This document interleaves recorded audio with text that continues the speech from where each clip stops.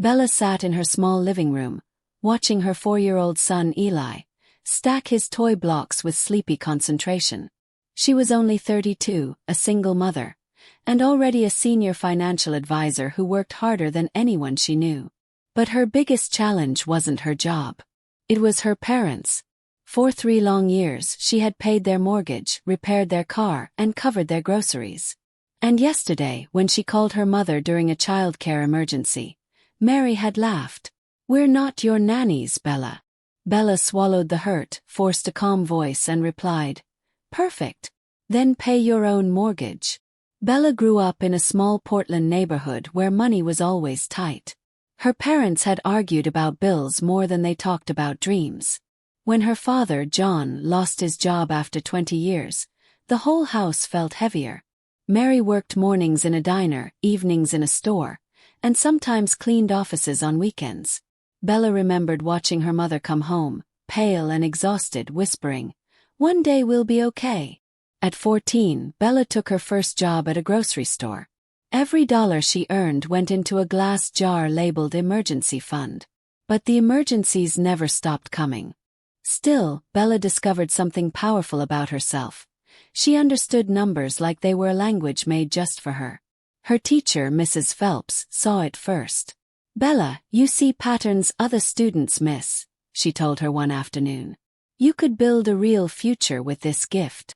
With that encouragement, Bella applied for every scholarship she could find and eventually earned enough to study finance in college.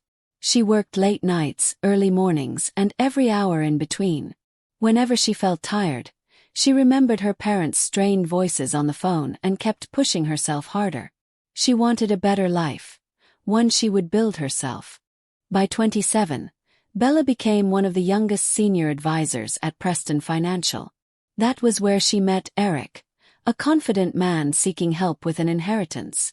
After a few meetings, he asked her to dinner to discuss investments, though they both knew it was more. Their relationship moved fast. Too fast. 6 months later, Bella found out she was pregnant. "A baby," Eric whispered, stunned. "I'm not ready for this." He tried for a while, even came to one ultrasound, but then slowly disappeared. When Bella was 7 months pregnant, he packed his bags, left a note, and vanished from her life. Bella didn't break. She couldn't. When little Eli was born, she promised him a stable life, something she never had.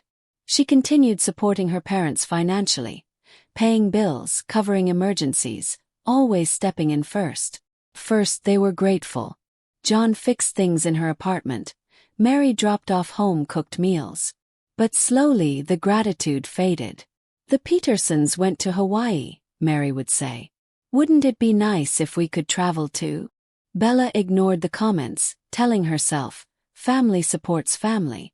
But a small voice inside her kept asking why she was the only one sacrificing. Why did support only flow one way? Most mornings, Bella woke up at 5:30 a.m. She needed that quiet hour before Eli opened his eyes. By 6:45, he would stumble out of his room, rubbing his curls and mumbling, "Morning, Mommy." Their 2-bedroom apartment was small, but it held their world. Eli's room glowed with little stars on the ceiling. Bella's room doubled as an office where she reviewed client portfolios late into the night. She could afford a bigger place, but not while she was paying for her parents' house too. Every month, she squeezed her budget tighter, whispering, "Just hold on a little longer, Bella." Childcare was always the puzzle Bella struggled to solve. Little Explorer's daycare was reliable but closed at 6 p.m. sharp. Many clients preferred evening meetings, but she could only accept them on days when she found backup care.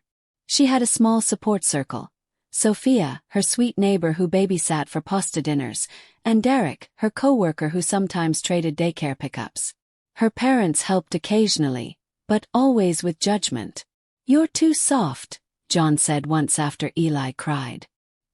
"He watches too much TV," Mary added, though Bella had sent instructions. Every bit of help came wrapped in criticism she never asked for. Despite the stress, Bella thrived at Preston Financial. She had a reputation for clear, thoughtful advice, especially for single parents and women rebuilding their lives. That was what caught the partner's attention. "We're considering a new partner position," Mr. Thompson told her one afternoon. "And your work with family planning has impressed us." Bella nodded, trying to hide her excitement. Landing the new client, Westridge Enterprises, could seal her future. She prepared for weeks, rehearsing every detail of her presentation after Eli's bedtime. "One day you'll be a boss, Mommy," Eli told her proudly. She smiled. "Maybe sooner than you think." The morning of the presentation arrived clear and calm. Bella dressed carefully, smoothing her charcoal suit and fixing her hair while Eli watched. "You look pretty," he said. "Today is important," she replied softly. But halfway to daycare, her phone rang.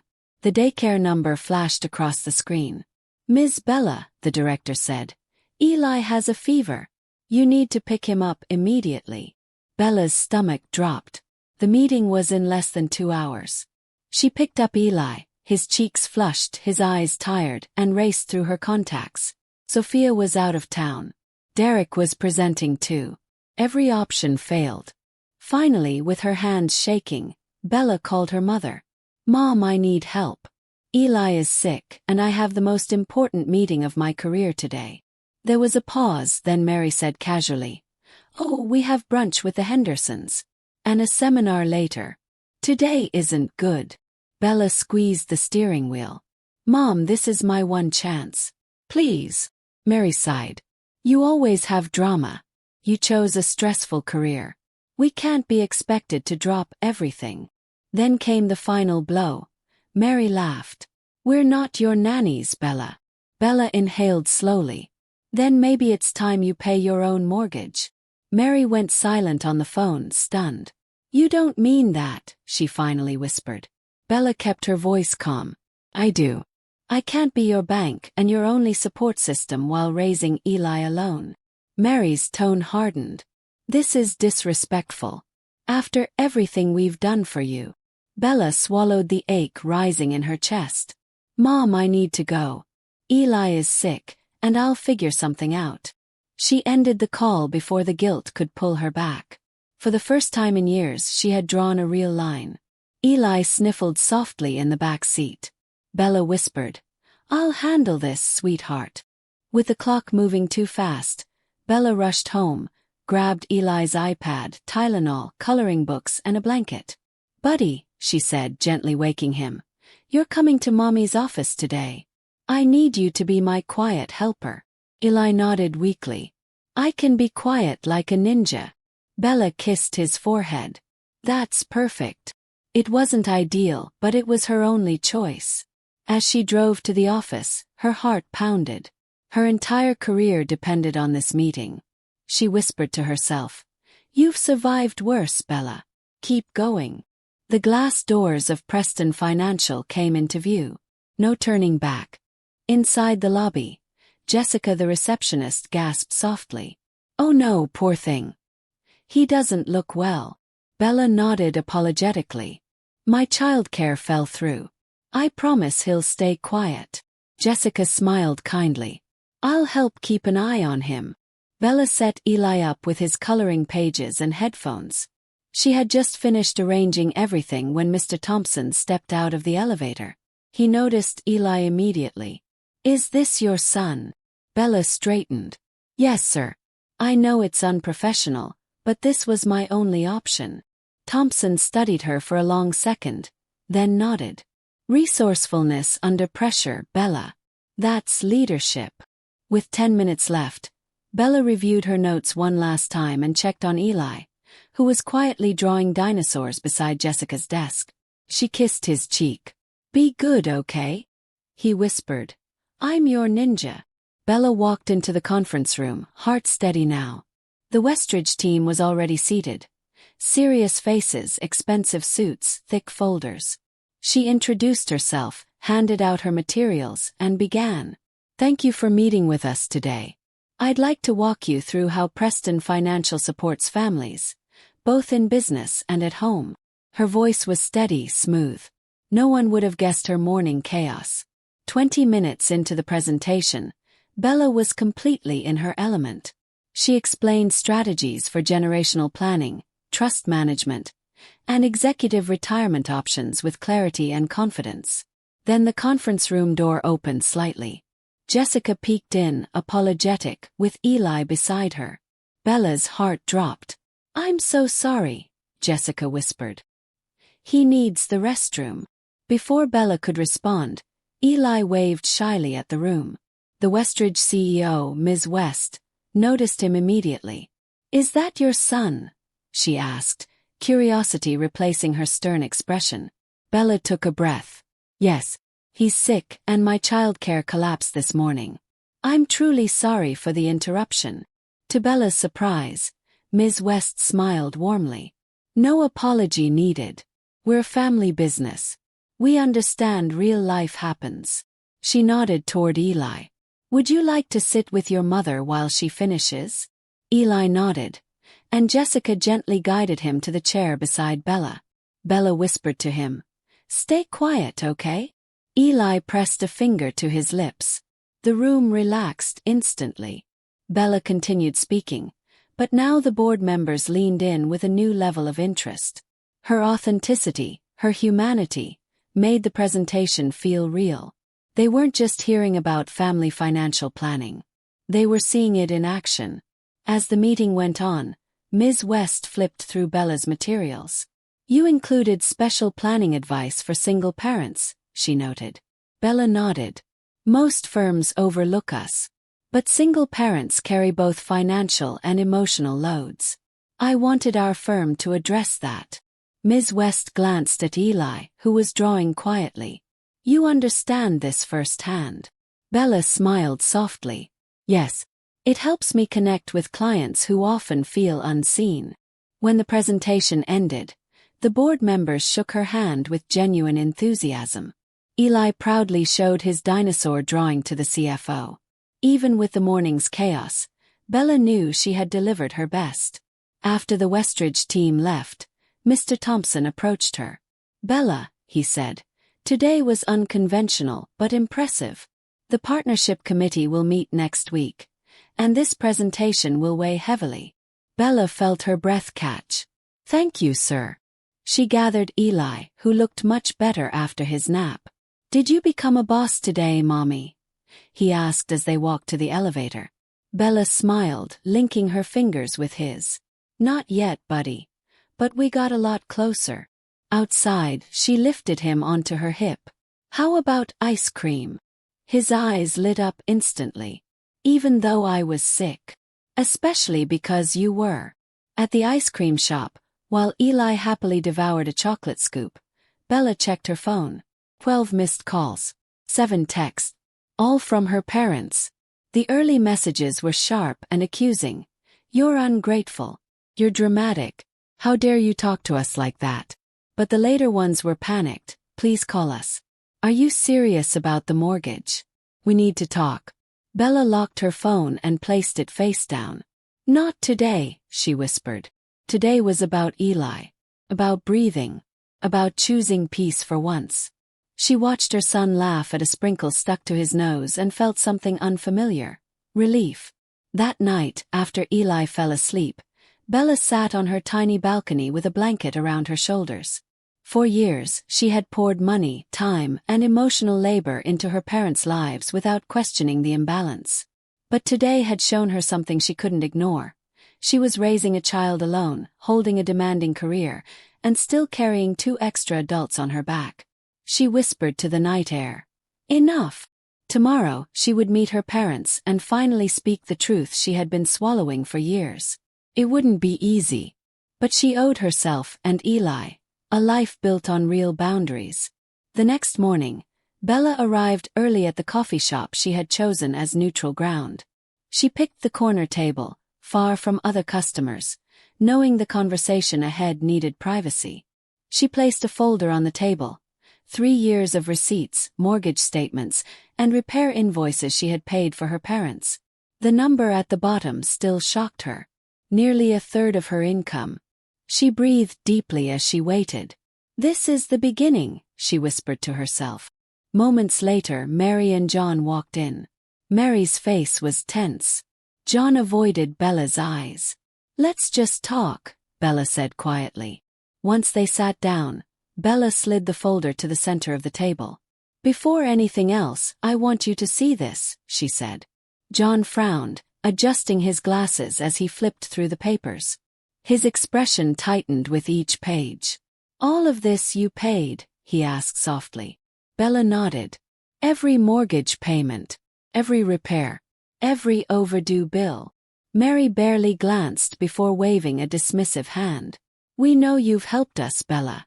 But family helps family. That's what we taught you. Bella kept her voice calm. Yes, Mom. Family should help family, on both sides. Mary crossed her arms. We have helped you.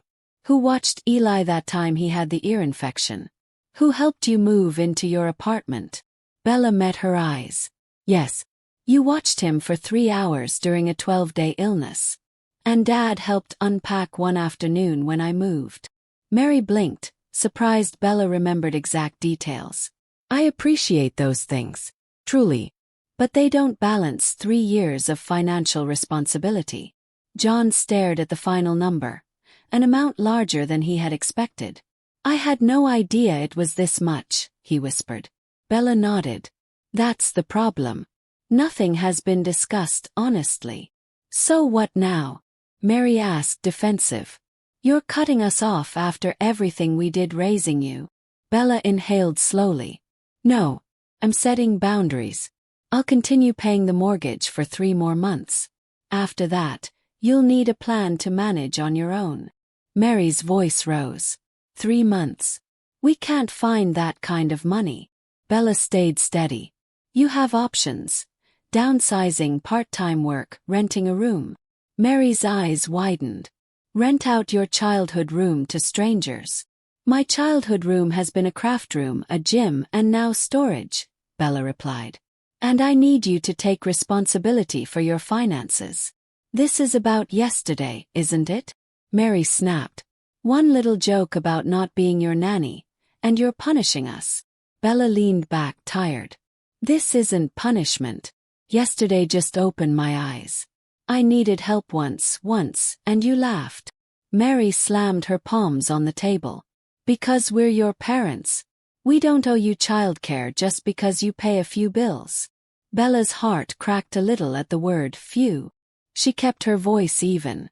And I don't owe you a lifetime of financial support with no help in return. John touched Mary's arm. Maybe we should listen, he murmured. Mary pulled her arm away. Oh, so now you're on her side, she snapped at John. After everything we've done for her? John sighed. We can't deny the numbers, Mary. She's been holding us up. And yesterday, we didn't help her at all. Mary's eyes filled with frustrated tears, not understanding but fear. If we lose the house, it'll be her fault, she cried. Is that what you want, Bella? Bella slid a printed sheet toward them. You won't be homeless. These are condos you can afford. I found several options. Mary stared in disbelief. So you planned this ambush? I planned solutions, Bella answered calmly. Mary suddenly stood, her chair scraping loudly against the floor. I can't listen to this. When you come to your senses, call us, she said sharply, grabbing her purse and storming out. The bell above the cafe door jingled violently behind her. John stayed seated, torn between his wife and his daughter. He rubbed his forehead. She's scared, Bella. We both are. We never imagined being in this position. Bella nodded. I understand, Dad. But I never imagined being a single mom supporting 3 people on 1 income. We all ended up somewhere we didn't expect. John sighed. 3 months, okay. Yes, Bella said. 3 more months. After that, the mortgage is yours again. John looked down at the table. Will you at least help us figure out a plan? Of course, Bella replied gently. I'm not abandoning you. I'm just ending the part that was hurting all of us. John finally nodded. I should check on your mother. As he stood, Bella touched his hand. I love you, Dad. This isn't about punishing you.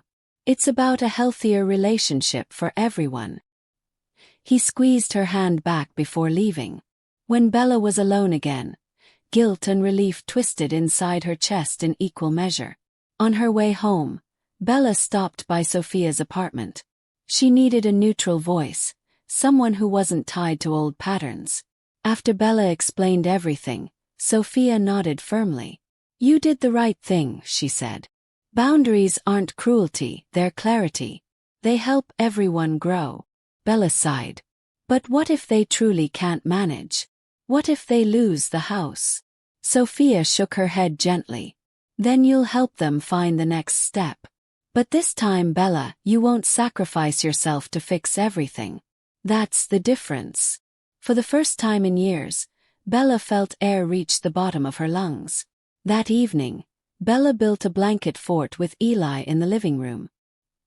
He giggled under the sheets as she held a flashlight and made shadow puppets on the wall. "Make the dinosaur again," he squealed. Bella laughed, realizing her shoulders had relaxed for the first time in months. The weight she'd been carrying, quiet, heavy, endless, felt lighter now. She tucked Eli into bed later and whispered, "Mommy's trying her best for both of us." Standing at the doorway, she watched him sleep, his little chest rising and falling. 3 months, she whispered to herself.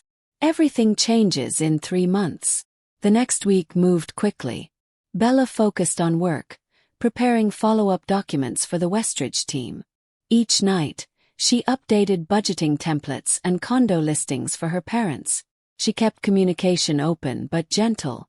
Mary sent short, cold texts. Nothing emotional, just updates like "we saw one condo today." John was more responsive. "We're trying, Bella," he said during one call. "It's hard, but we're trying." Bella believed him. She knew change always brought discomfort. Meanwhile, Eli sensed something different. "Grandma sad?" he asked one morning. Bella kissed his forehead. "Grandma is learning something new," she said softly. "Sometimes learning feels like sadness."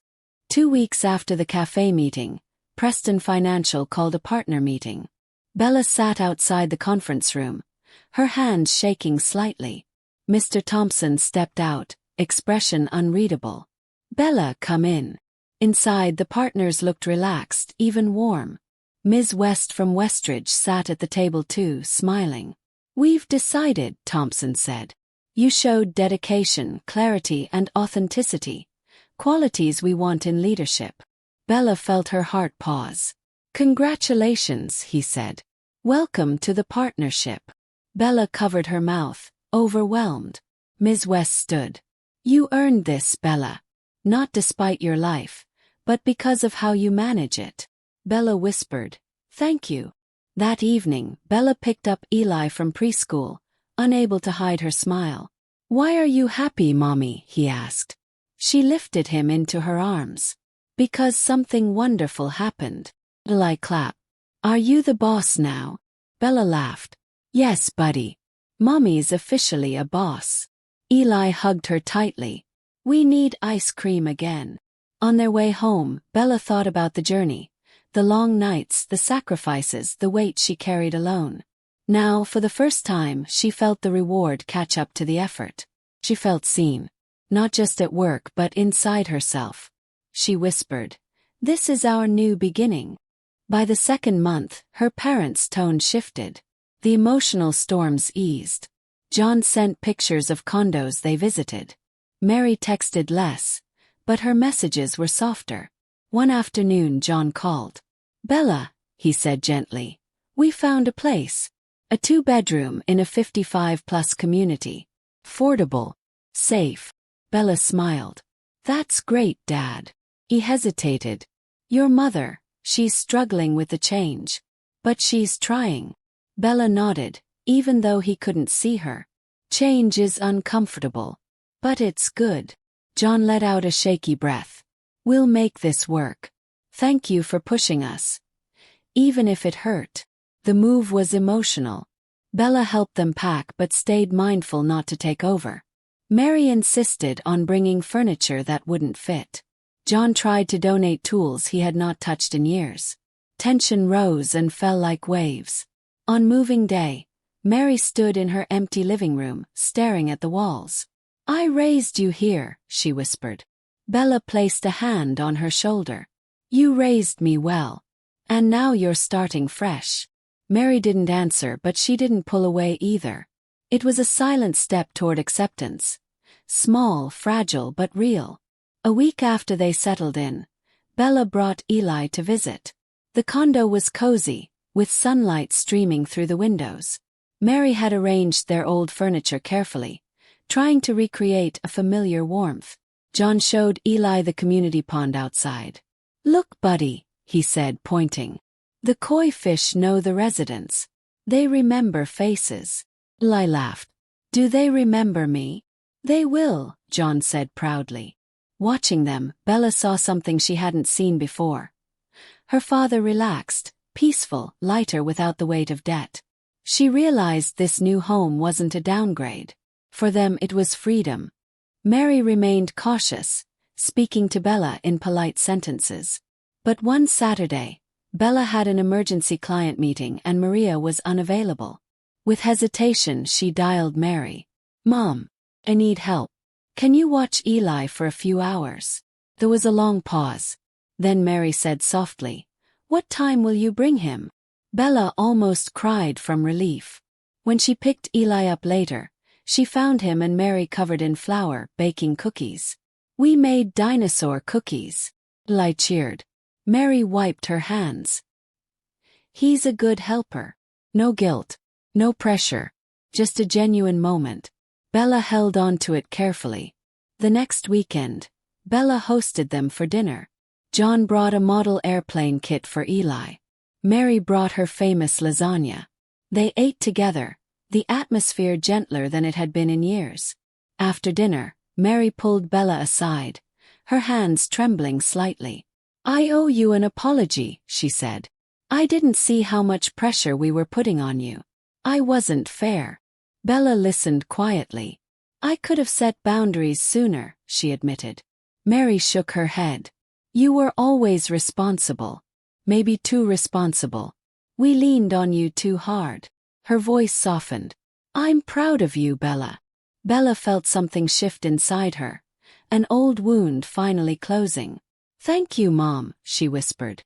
"That means everything." Mary squeezed her hand. "And Eli? You're raising him beautifully. He's lucky to have you." Bella blinked back tears. Later that night, after everyone left, she stepped onto her balcony, the city glowing beneath the sky. Life was still busy, still demanding, but she felt stronger, lighter, and more certain of herself. She had broken a cycle.